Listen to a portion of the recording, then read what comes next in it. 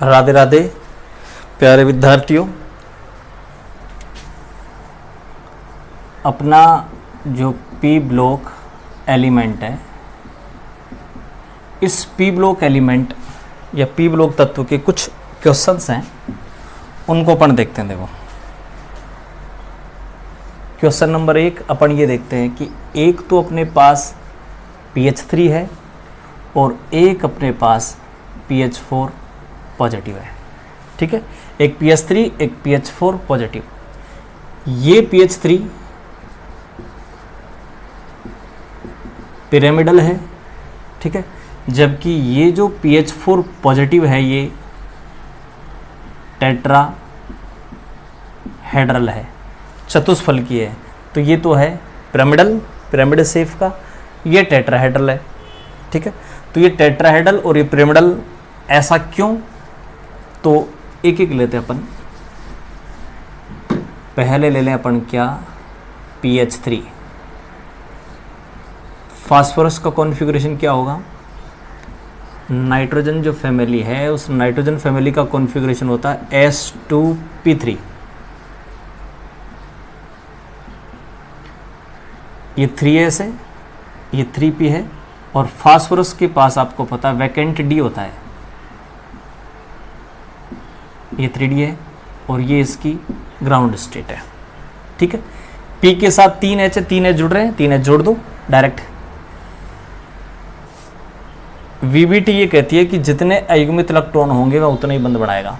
तो VBT की अगर आप बात माने यहाँ, तो VBT ये कहती है कि 3 अयुग्मित इलेक्ट्रॉन है, 3 बंध बनाएगा, और फास्फोरस 3 बंध ही बना रहा है। तो यहाँ पर आप PH3 की हाइब्रिडाइज स्टेट बना दें।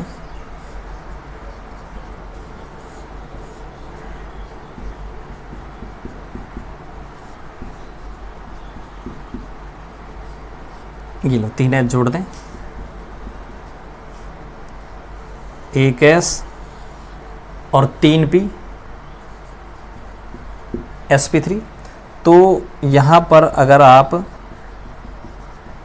हाइब्रिडाइजेशन की बात करें तो यहाँ हाइब्रिडाइजेशन sp3 होगा। एक लोन पेयर, 3 बॉन्ड पेयर। तो ये आपके पास फास्फोरस, ये उसका लोन पेयर ये वाला, और 3 इसके ये बॉन्ड पेयर। ठीक है भाई, ये जो इसकी स्ट्रक्चर आ गई, ये स्ट्रक्चर कैसी हुई? पिरामिड शेप की। ये जो इसका बॉन्ड एंगल है, ये बॉन्ड एंगल 94 डिग्री का, 93.6 के आसपास, 94 डिग्री लिख रहा हूँ इसको। तो ये तो हो गया PH3। अब अगर मान लीजिए आप PH3 की बात न करके कंपैरिजन कर दें इसकी PH4 पॉजिटिव के साथ, ठीक है, तो ये फास्फोरस का कॉन्फ़िगरेशन तो ये रहा। अगर मैं इसको P प्लस करना चाहूँ तो P प्लस का मतलब एक इलेक्ट्रॉन चल जाएगा, वो किससे चल जाएगा? 3P से। तो P पॉजिटिव का कॉन्फ़िगरेशन हो जाएगा ये,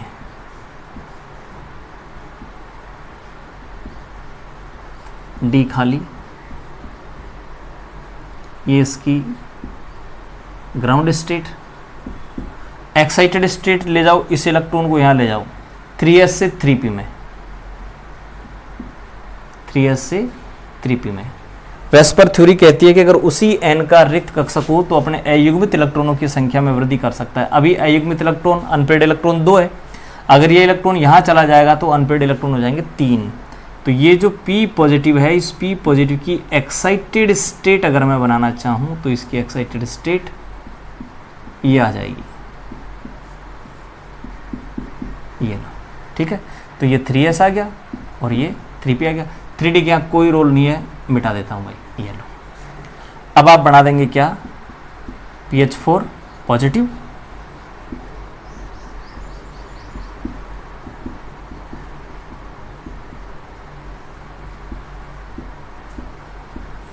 ये लो भाई,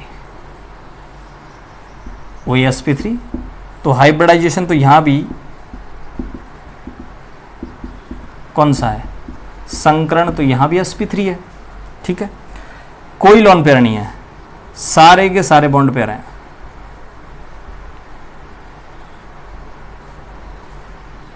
ठीक है, सारे बॉन्ड पेयर हैं। तो यहाँ इसकी स्ट्रक्चर हो जाएगी टीडी, टेट्राहेड्रल, और कोई लोन पेयर नहीं है। तो वेस्पर थ्योरी ये कहती है कि अगर कोई लोन पेयर नहीं होगा तो यहाँ जो इसकी स्ट्रक्चर है वो रेगुलर होगी और इसका एंगल होगा 109 डिग्री 28 मिनट। तो अब देख लें भाई, तो यहाँ लोन पेयर था, इस लोन पेयर के कारण ये पिरामिडल है और 94 इसका एंगल है, क्योंकि ये लोन पेयर है ना, इस बॉन्ड पेयर को धक्का देगा, ये इसको धक्का देगा, बॉन्ड एंगल घट जाएगा और घट करके कितना रह गया 94 डिग्री का। जबकि यहाँ लोन पेयर नहीं है, कोई धक्का देने वाला नहीं है, तो यहाँ केवल बॉन्ड पेयर रिपल्सन है। यहाँ दोनों रिपल्सन है, लोन पेयर और बॉन्ड पेयर। ठीक है, तो यहाँ पर केवल बॉन्ड पेयर रिपल्सन है, यहाँ लोन पेयर है, इसलिए इसका एंगल कम हो जाएगा, 94 हो जाएगा, स्ट्रक्चर पिरामिडल। तो ये अपना केस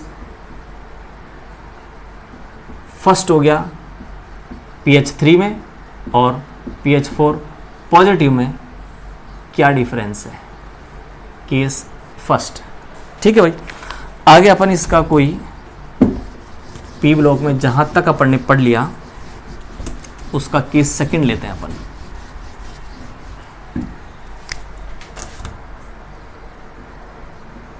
केस सेकंड लेते हैं, और केस सेकंड में अपन लेते हैं भाई क्या, NO2 को ले लेते हैं। ठीक है, NO2 को डिस्कस करें तो देखो ये नाइट्रोजन, और नाइट्रोजन का कॉन्फ़िगरेशन क्या होगा भाई, नाइट्रोजन परिवार है वो ES2P3 होगा, ES2P3, ये 2s है, ये 2p है, वैकेंट डी नहीं है, तो अयुग्मित इलेक्ट्रॉनों की संख्या में वृद्धि नहीं कर सकता। 2 ऑक्सीजन है, डायरेक्ट NO2 बना दूं, 2 ऑक्सीजन है, तो एक ऑक्सीजन तो बढ़ा लेगा उपसंयोजक।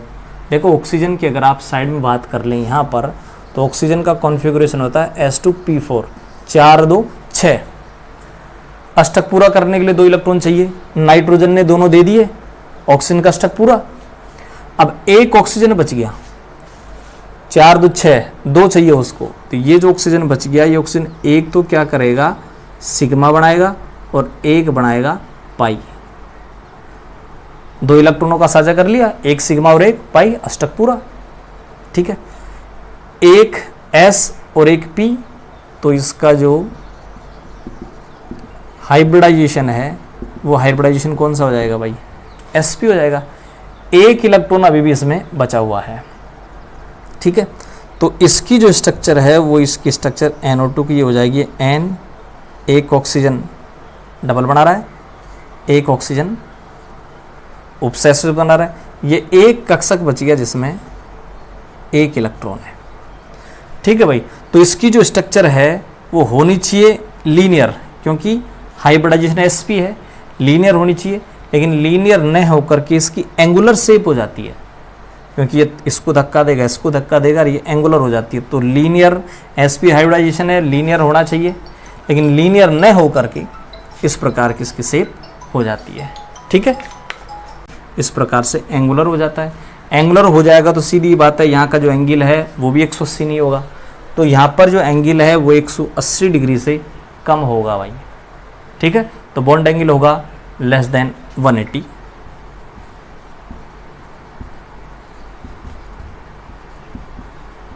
ये लो, ठीक है, 180 न होगा, 180 से ज़्यादा नहीं होगा, क्योंकि इसको रिपल करेगा और ये दोनों पास आ जाएंगे, एंगल कम हो जाएगा।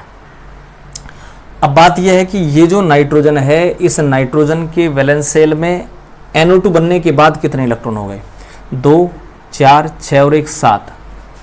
ठीक, विषम संख्या में इलेक्ट्रॉन है, तो विषम संख्या में इलेक्ट्रॉन हो गया, और ये अनपेयर्ड इलेक्ट्रॉन है। इस अनपेयर्ड इलेक्ट्रॉन के कारण ये जो NO2 है वो अनस्टेबल है। अब ये NO2 स्टेबिलिटी गेन करने के लिए करता क्या है, अपना डाइमर बनाता है। ये NO2, ये इसका अनपेयर्ड इलेक्ट्रॉन, ये दूसरा NO2, ये इसका अनपेयर्ड इलेक्ट्रॉन, ये दोनों NO2 पास आकर के इस इलेक्ट्रॉन का साझा कर लेंगे, शेयरिंग कर लेंगे, और इस प्रकार से साझा करने के बाद ये लो बॉन्ड बन गया, तो ये N सिंगल बॉन्ड N,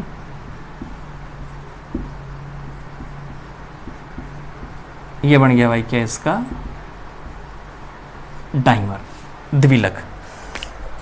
अब एक चीज ध्यान दें, इसकी अगर बात करें तो ये इस अनपेड इलेक्ट्रॉन के कारण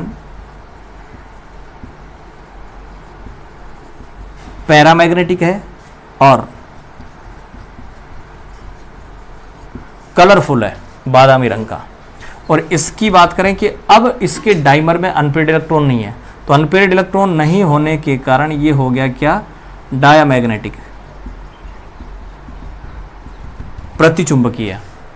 तो डाइमर, डाइमर मतलब कौन सी, किसकी बात कर रहा हूं मैं, डाइमर मतलब मैं बात कर रहा हूं N2O4 की, ठीक है भाई, किसकी बात कर रहा हूं, N2O4 की बात कर रहा हूं। तो N2O4 या NO2 का डाइमर डायमैग्नेटिक होगा क्योंकि इसके पास अब अनपेड इलेक्ट्रॉन नहीं है, और कलरलेस होगा, कलरलेस है, डायमैग्नेटिक है, जबकि NO2 पैरामैग्नेटिक है, कलरफुल है, बादामी रंग का। तो ये हो गया NO2 और उसका डाइमर N2O4। केस सेकंड, ढक्कन गिर गया था भाई, तो एक तो NO2 हो गया और एक N2O4 हो गया। केस सेकंड, पहला हो गया PH3 PH4 पॉजिटिव, दूसरा केस हो गया NO2 और N2O4, ठीक है। केस थर्ड ले लें,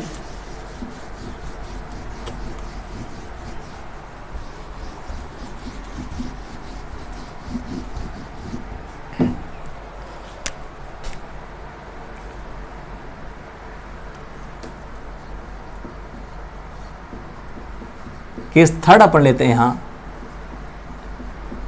PCl5 का अपन, ठीक है। PCl5 में क्या ले रहे हैं, देखो ये फास्फोरस, फास्फोरस का कॉन्फ़िगरेशन लिख दूं मैं S2P3, 3 अनपेड इलेक्ट्रॉन है, D यहां वैकेंट है और ये इसकी ग्राउंड स्टेट है। वेस्पर थ्योरी ये कहती है कि वह अयुग्मित इलेक्ट्रॉनों की संख्या में वृद्धि कर सकता है। अभी अयुग्मित इलेक्ट्रॉन या अनपेड इलेक्ट्रॉन 3 है, एक यहां चल जाए तो अनपेड इलेक्ट्रॉन इसके पास हो जाएंगे 5। तो फास्फोरस की आप एक्साइटेड स्टेट ले आए तो इसके पास अनपेड इलेक्ट्रॉन हो जाएंगे भाई 1 2 3 4 और ये 5, ये हो जाएगी इसकी एक्साइटेड स्टेट। और अब आप PCl5 बना दें, ठीक है। अब PCl5 बना दे भाई। वेस्पर थ्योरी ये कहती है कि जितने अनपेड इलेक्ट्रॉन होंगे वह उतने ही बंद बनाएगा। तो अनपेड इलेक्ट्रॉन 5 है, 5 बंद बनाएगा, 1 2 3 4 5, 1 2 3 4 5। ये PCl5 का हाइब्रिडाइजेशन हो गया। तो इसका जो हाइब्रिडाइजेशन है 1s 3p 1d sp3d, और sp3d हाइब्रिडाइजेशन होगा तो देखो ये फास्फोरस, मैं स्ट्रक्चर यहां लिख दूं, एंगल लिख दूं, स्ट्रक्चर होगी इसकी क्या, ट्राइगोनल बाई पिरामिडल, और इसके बॉन्ड एंगल होंगे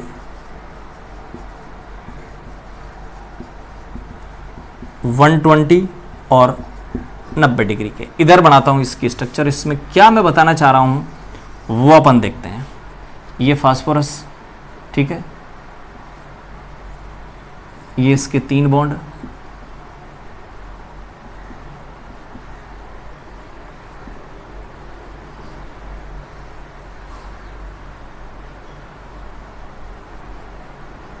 ये लो भाई,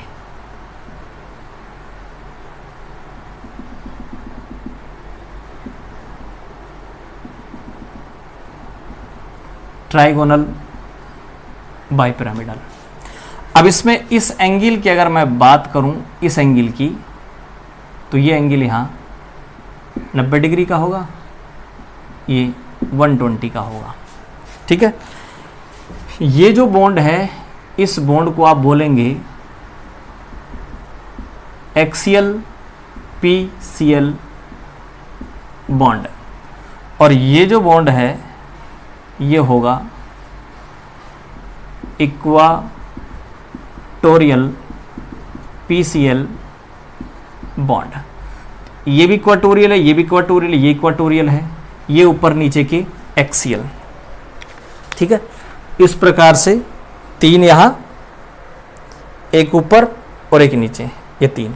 अब ये होगा क्या भाई, अब इनकी बॉन्ड लेंथ की बात करूं मैं, एक ये और एक ये तीनों जो बॉन्ड हैं, ये तीनों बॉन्ड के जो इलेक्ट्रॉन है वो मिलकर के इसको ऊपर की तरफ धक्का देते हैं, इसको ऊपर की नीचे की तरफ धक्का देते हैं। इस कारण से ये पीसीएल जो बंद है वो ऊपर की तरफ खिसक जाता है, ये नीचे की तरफ खिसक जाता है, तो बॉन्ड लेंथ ज़्यादा हो जाती है। कौन सी? एक्सियल पीसीएल बॉन्ड लेंथ ऊपर की और नीचे की ज़्यादा हो जाती हैं बजाय इनके। तो ये तो हो जाती है भाई कितनी, एक्सियल जो पीसीएल बॉन्ड लेंथ है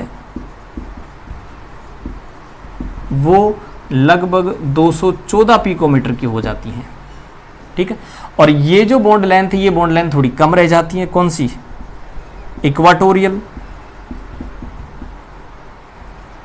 इक्वाटोरियल पीसीएल बॉन्ड लेंथ कम रह जाती हैं, 202 पिकोमीटर की रह जाती हैं।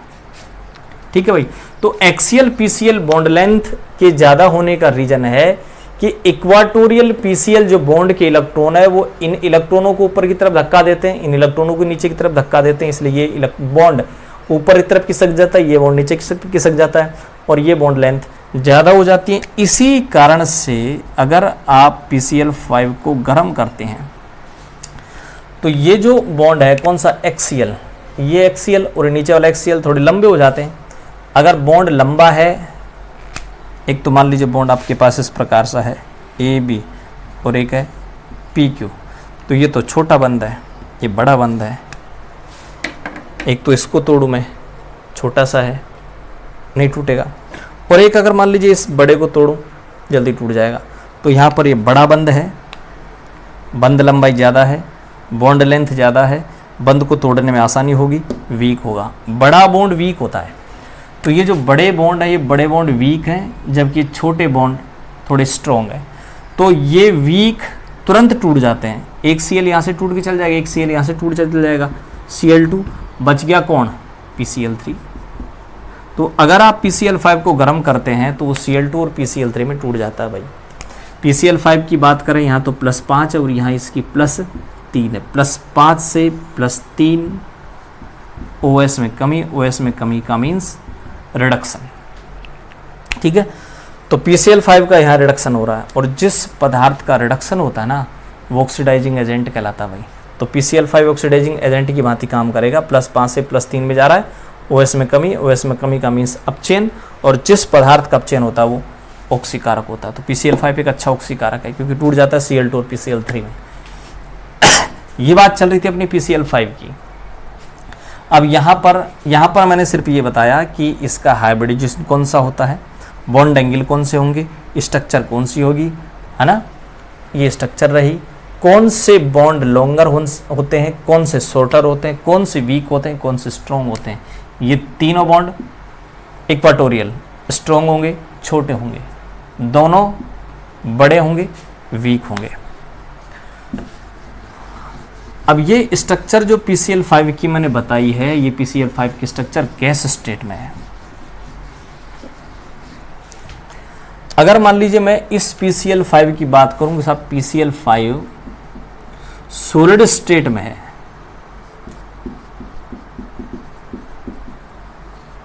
तो सॉलिड स्टेट में ये आयनिक फॉर्म में रहता है। कैसे रहता है, PCl4 पॉजिटिव और PCl6 नेगेटिव, इस रूप में रहता है।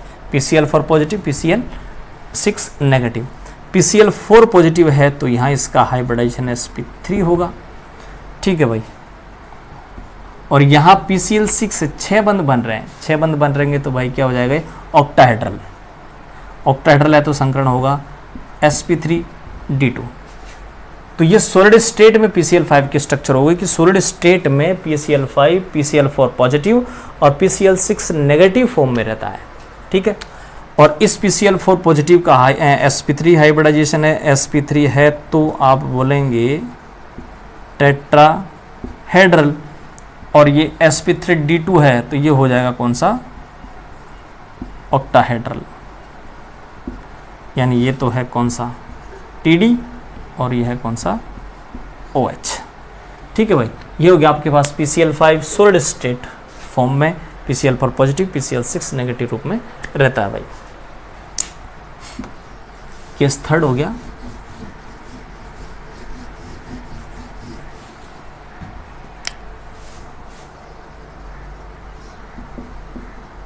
अपन लेते हैं केस 4, और केस 4 में अपन यहाँ एग्जाम्पल लेते हैं N2 का। पहली बात आप ये ध्यान रखें कि मैं नाइट्रोजन की अगर बात करूं तो नाइट्रोजन का बहुत छोटा साइज है,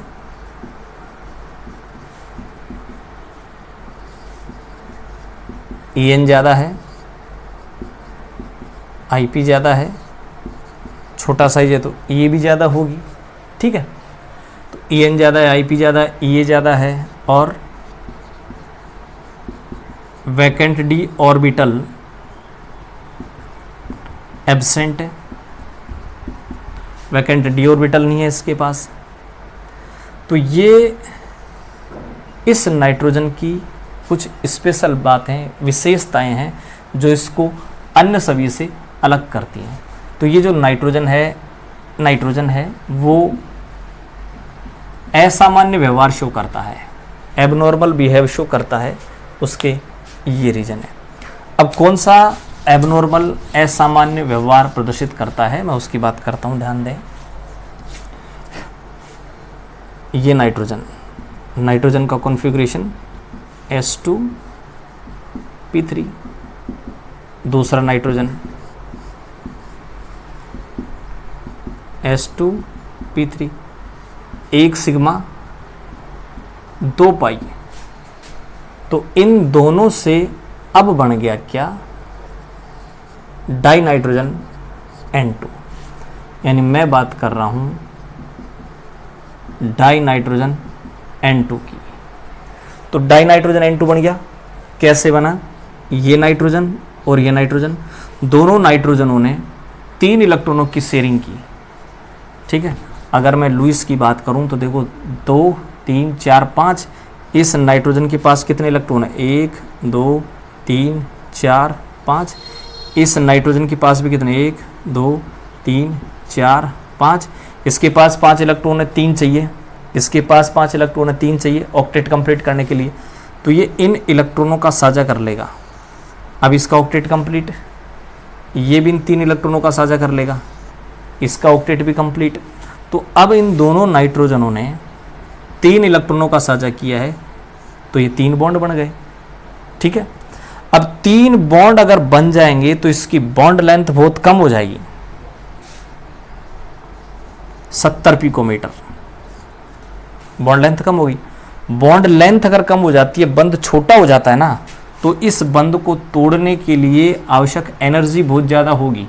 यानी ये N ट्रिपल बॉन्ड N की बात करूं तो ये क्या है, एक स्ट्रॉन्ग बॉन्ड है। स्ट्रॉन्ग बॉन्ड होने का कारण क्या है, छोटा बॉन्ड है, स्मॉलेस्ट है। तो ये जो स्ट्रॉन्ग बॉन्ड है, इसको तोड़ने के लिए आवश्यक एनर्जी बहुत ज़्यादा है। इसका मतलब बॉन्ड को तोड़ने के लिए आवश्यक एनर्जी, बॉन्ड डिसोसिएशन एनर्जी,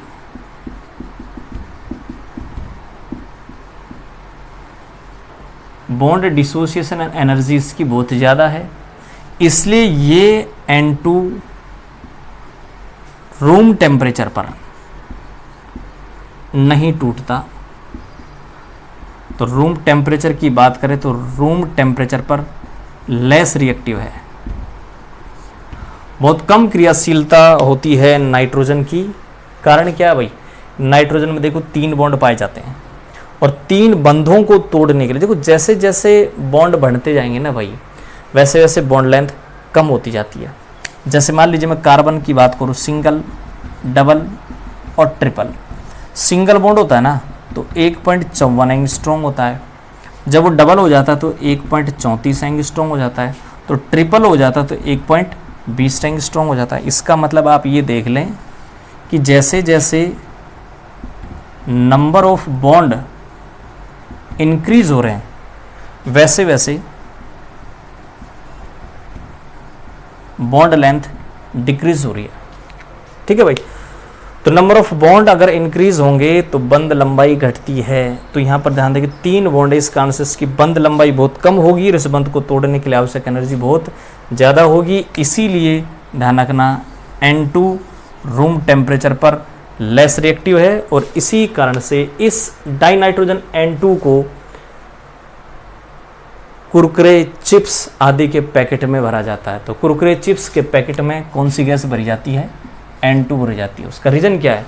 उसका रीज़न यह है कि रूम टेम्परेचर पर क्रिया करता ही नहीं है। जो भी कुरकुरे चिप्स के पैकेट में फूड मटेरियल है उसके साथ रिएक्शन नहीं करेगा N2। और अगर वहाँ पर एनवायरमेंटल गैस भर दी जाती या ऑक्सीजन भरती जाती ना, तो वो ऑक्सीजन उस खाद्य पदार्थ के साथ, उस फूड मटेरियल के साथ रिएक्शन कर लेती और उसमें स्मेल आने लग जाती।